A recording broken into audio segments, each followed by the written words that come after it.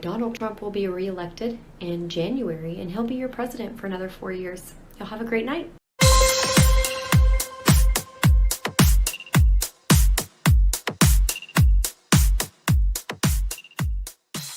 And welcome to the Be Progressive Show. I am Brandon Neal. We are live. It is Wednesday night, December the 30th, and we only have one more day to deal with 2020.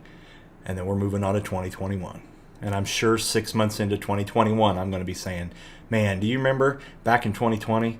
We really had it made, and we didn't know it. I don't expect 2021 to be any better. Oh, so we have some COVID-related things and bills and stimulus and stuff that I want to continue talking about this evening. I feel like I'm never going to get done talking about this because it just keeps going every day. So I want to talk a little bit about the Missouri Republican Josh Hawley. So Josh Hawley, however he pronounces it, he had co-sponsored legislation with Senator Sanders for the $2,000 and has been pushing for that. And you know, that is the right thing to do. And occasionally, broken clocks right twice a day, and occasionally a Republican does the right thing. Occasionally. And so I commended him for that. I think that's great. I think that Bernie Sanders is going to go a bit further as far as that goes, and is probably going to end up filibustering the defense bill, which that's perfect in every way. But anyway, let's read a little bit here. Josh is, after doing this $2,000 with Senator Sanders, turned right around and is basically seditious. So it's like one day you do the right thing and the next thing you do the opposite of that. So what has he done now? Well, Josh Hawley said Wednesday he will object when Congress counts the electoral votes next week, which will force lawmakers in both the House and the Senate to vote on whether to accept the results of President-elect Joe Biden's victory. Hawley is the first senator to announce plans to object to the results, which is significant because both House members of the Senate, House member and Senate, are required to mount an objection when Congress counts the Electoral College votes on January the 6th. The objection will not change the outcome of the election, only delaying the inevitable affirmation of Biden's victory in November over President Donald Trump. Democrats will reject any objection in the House, and multiple Republican senators have argued against an objection that will provide a platform for Trump's baseless conspiracy theories, claiming the election was stolen from him. Hawley's objection, which other senators may still join, will also put many of his Senate Republican colleagues in difficult position, forcing them to vote on whether to side with Trump or the popular will of the voters.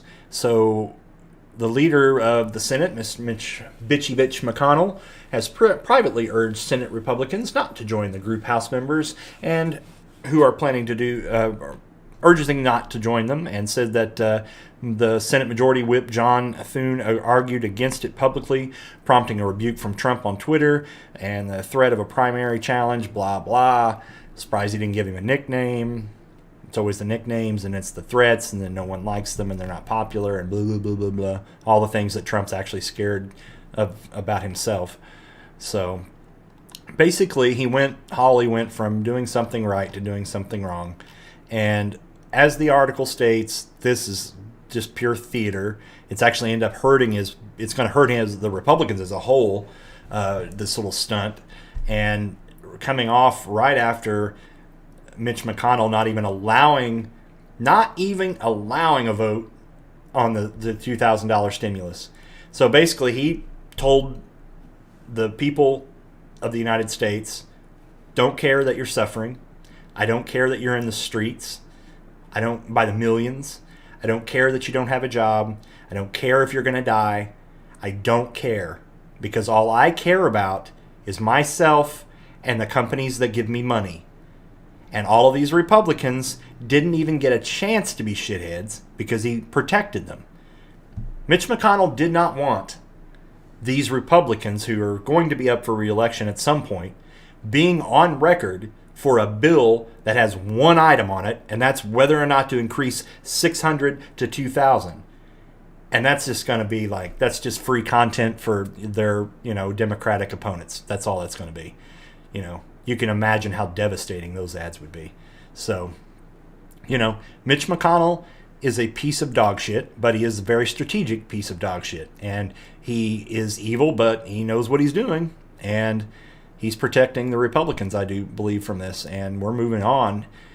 And it's so hard to tell what's going to happen day to day now. We live in such a chaotic political environment that it's this entire year and all 4 years really with Trump and the things that have transpired, the things that we've let transpired and not do anything about it.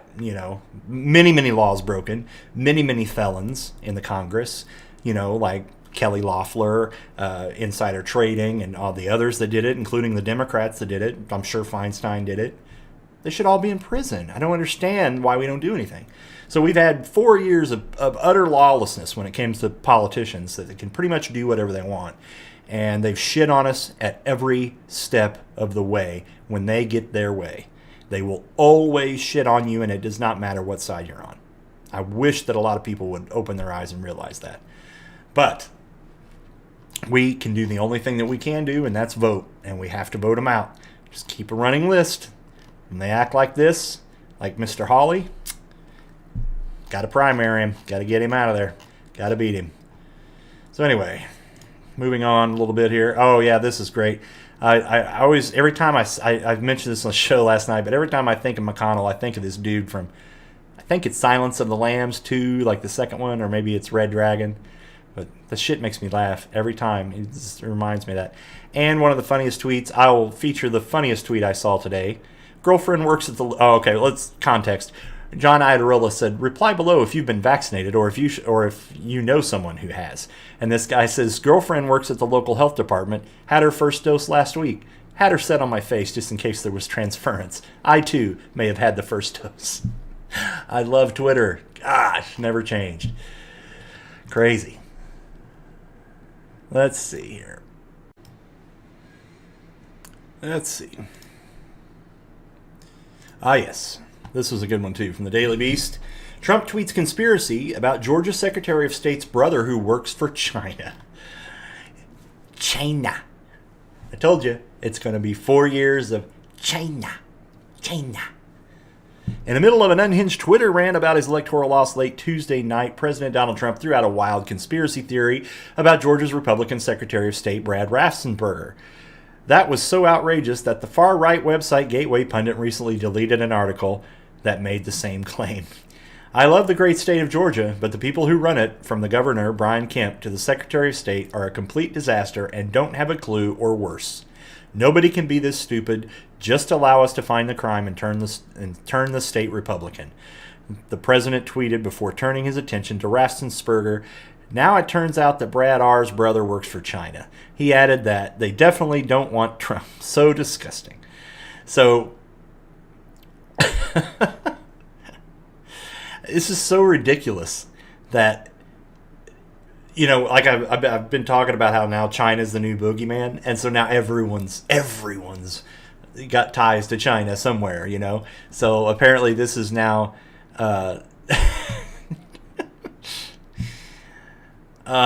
man, it's so now apparently this guy's brother. I'm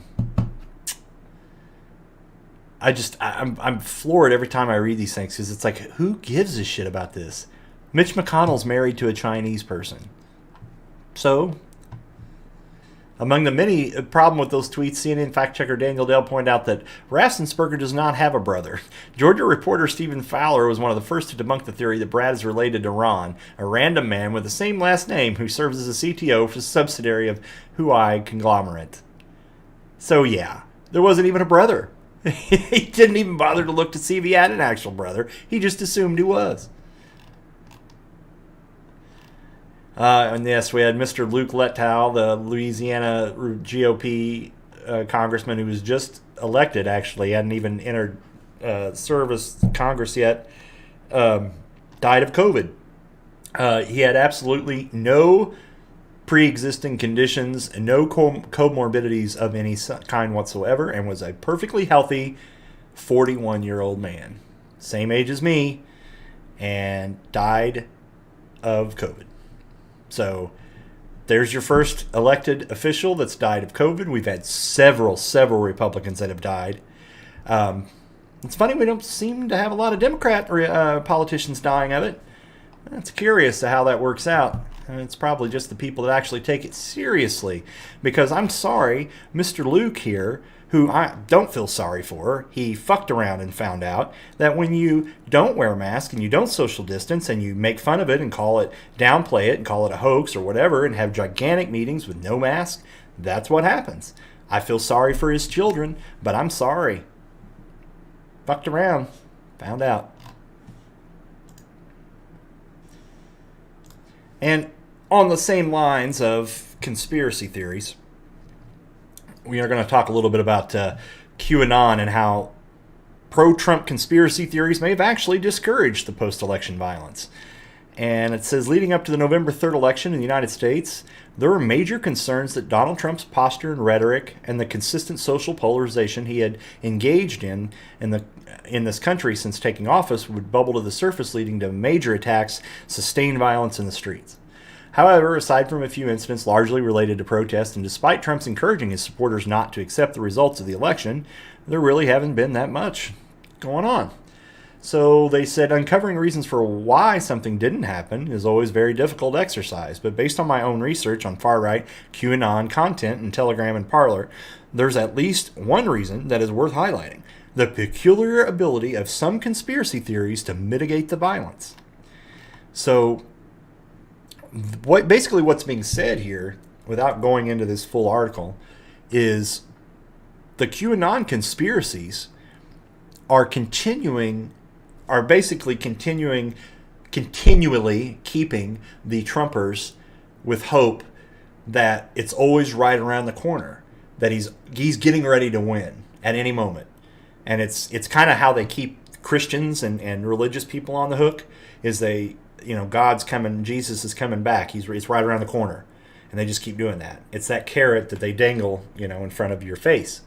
And that's what's happening here. So they're saying that they think that since they're continually thinking that every day or in a week or whatever, or here soon, that Trump's going to be emerge victorious out of all this, that they really haven't started the true violence yet.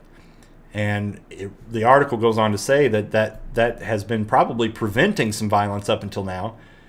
But January 6th and possibly through January 20, if not longer, I expect all that violence to actually do come to a head.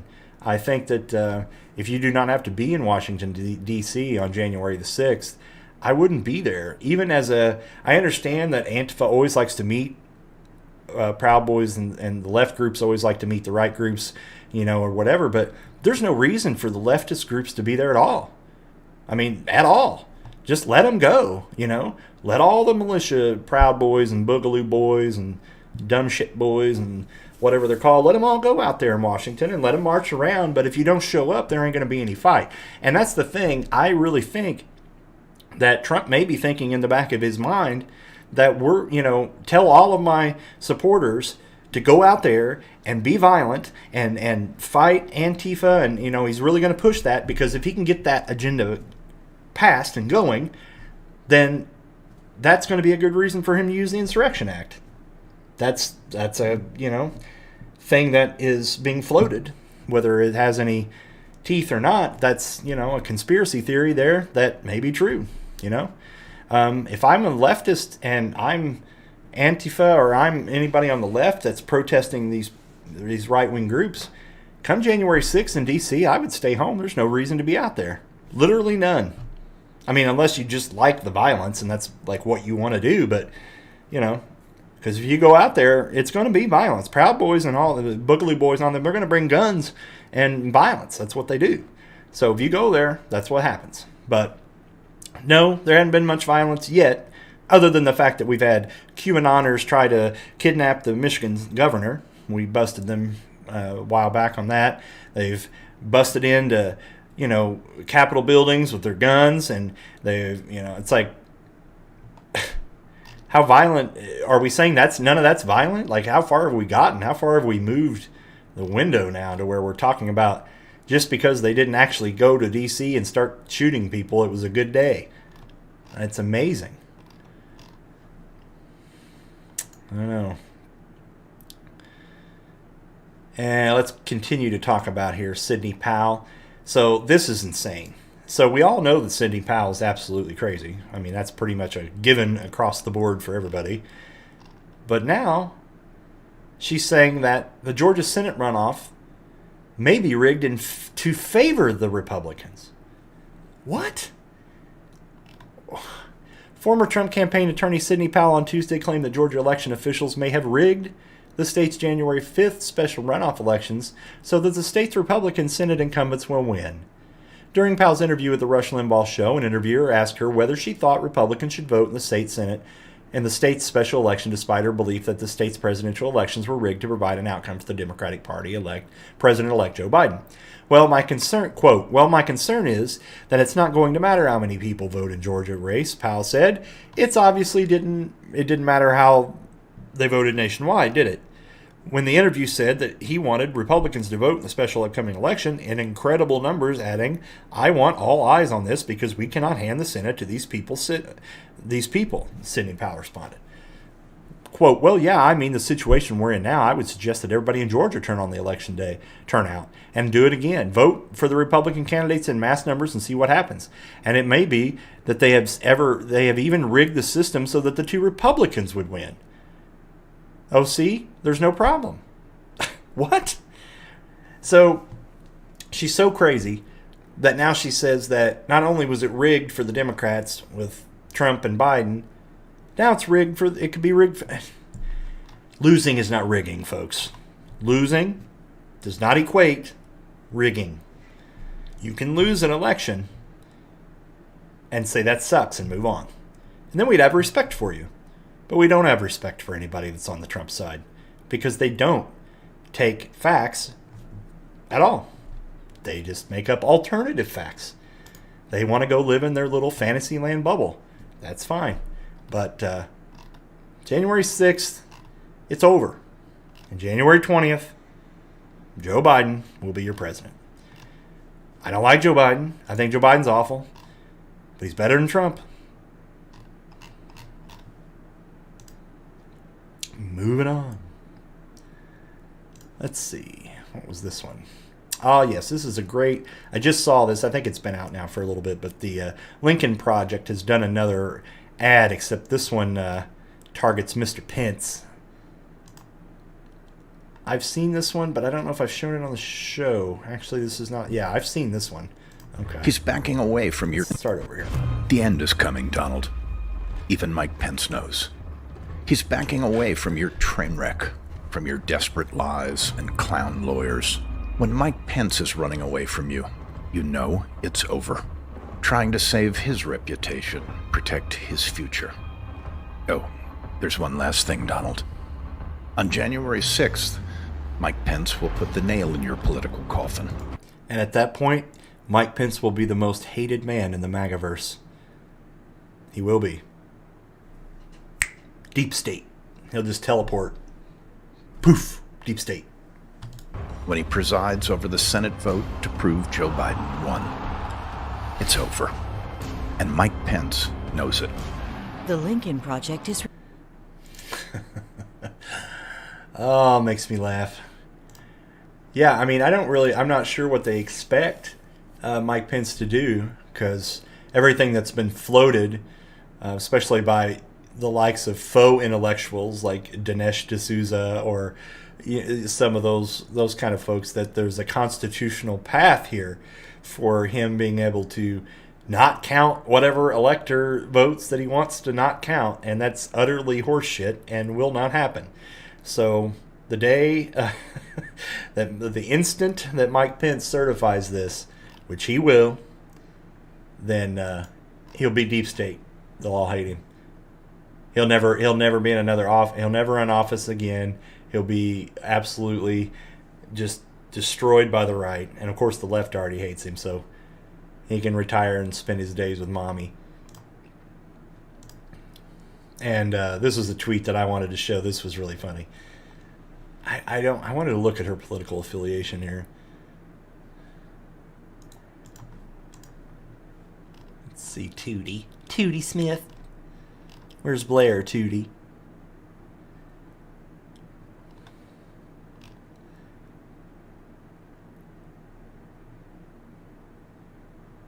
I'm trying to see if this woman is a Republican or a Democrat, because this tweet that I'm going to show you does it. You can't really tell because it's really almost there, but not quite.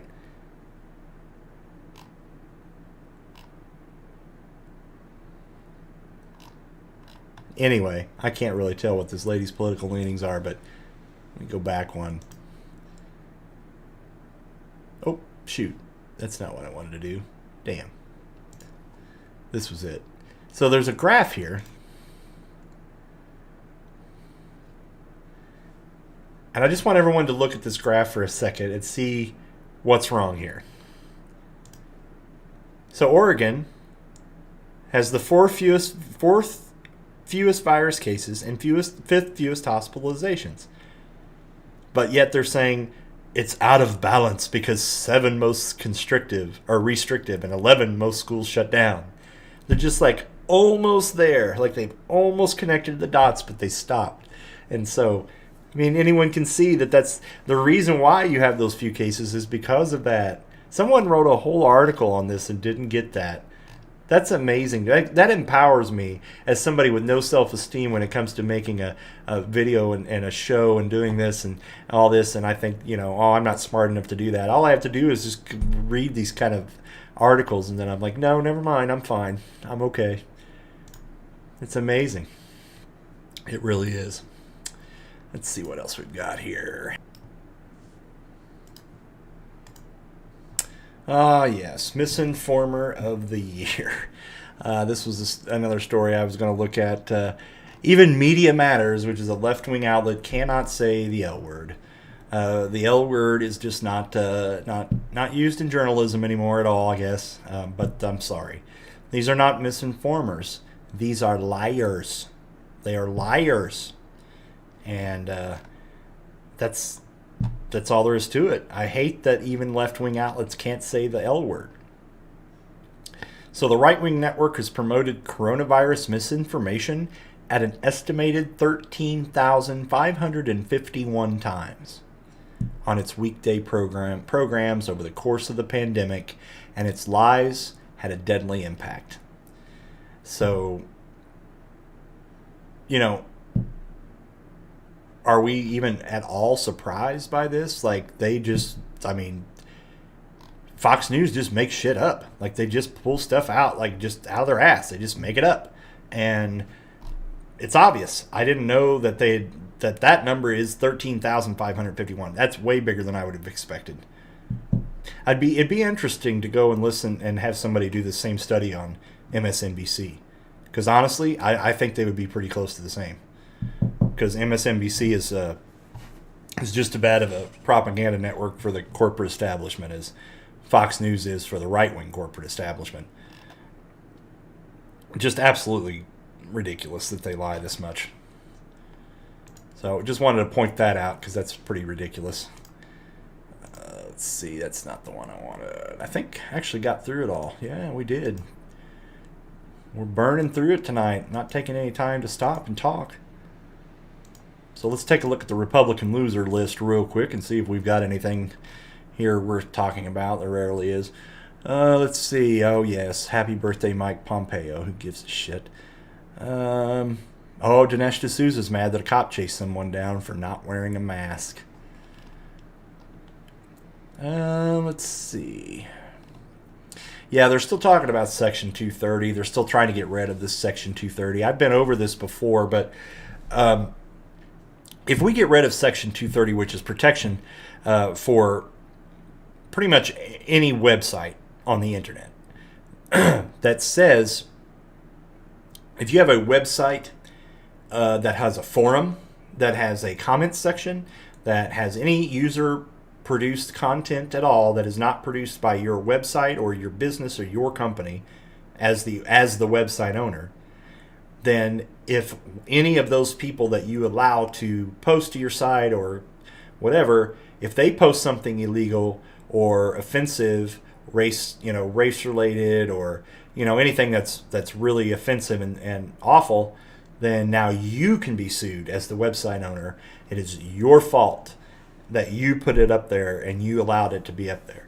And anyone with any brain whatsoever could just follow that down its logical road. No more internet. Totally different. The internet would be fundamentally different. There would be no more social media. There would be no more forums. There would be no more way to just done, because who wants to take that risk? I mean, we know what a comment section on the internet looks like. I mean, hell, you can go to a freaking Hallmark, card forum or something, and you're going to find people trolling on there. You can't get rid of those. It's just, that's the culture. That's how it's going to be. And if any time they post something like that, then sorry, we're going to sue you out of existence. So no more Twitter. No, and all of you MAGA people that are all yelling for this, that have YouTube channels like mine, no more YouTube. Nope, because I might say something.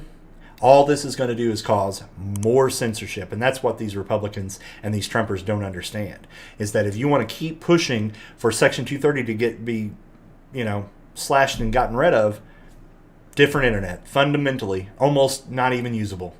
Really, in today's world, that's how it would work out. But then again, no, they don't think of the consequences. They just do what Dear Leader tells them to do, and Dear Leader came out against Section 230. Did you ask yourself why he's doing that? Oh, it's censorship. No, it's not. You're going to be censored more if you do that. It's not that at all. It's that he's pissed off that Twitter and Facebook and Instagram and the social media companies have censored him when he tells out and out falsehoods and lies about the election and about other things that are completely wrong and are proven wrong. And he's mad. And he's a petulant child. And when a petulant child gets mad, they do everything in their power to get back at whoever it is that made them mad. And that's what he's trying to do with Section 230. That's it. It really doesn't go any further than that. It really doesn't with Trump. It's just him being a child. And all of his base is like going right along with it. And I'd kind of like to see it happen. And they'd be like, whoa, I lost my MAGA channel on YouTube. Yeah, you did, dumb fuck, because you didn't listen. You blindly followed an orange waterhead that's never had two brain cells to rub together. Daddy gave him $100 million, and if he would have never spent any of it, never invested any of it, and just kept it in a low-yield savings account, he would have had more money today than he does now, by a lot. Because he doesn't know how to manage money. He's bankrupt after bankrupt after bankrupt. He has been so many charities and organizations that have been fraudulent, like the Trump University. So, come on, man. You got fucking owned by a 2-bit Florida car salesman named Donald Trump, and you took it hook, line, and sinker, and now you're going to go ahead on this 230 and support it when it's going to completely fuck the internet. But it's not going anywhere, and I'm not real worried about it going anywhere. But it's ridiculous that it's being called for by the Republicans when it affects everyone equally and not in a good way at all. It's all just because Trump is a petulant child.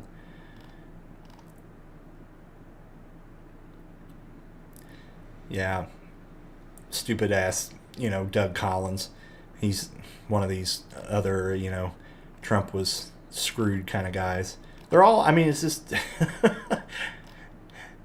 You lost an election, dude. I've never seen somebody cry so much and throw some... They filed another lawsuit today or yesterday. Trying to appeal back to the Supreme Court on something. I posted it down here, yeah. If you fail 59 times, try again. So they are filing a new Supreme Court bid, Give up.